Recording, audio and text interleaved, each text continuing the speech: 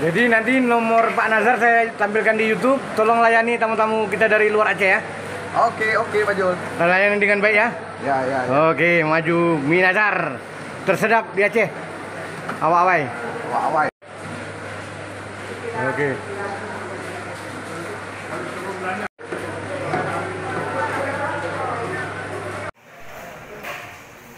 Yang ketam. Nah, ini bosnya nih, awak-awai nih. Ya, pencetus pariwisata Aceh.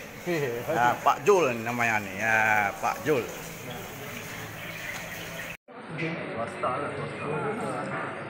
Ya, makan ya. Makan Aceh ya. Awak tepi tak ambil gambar.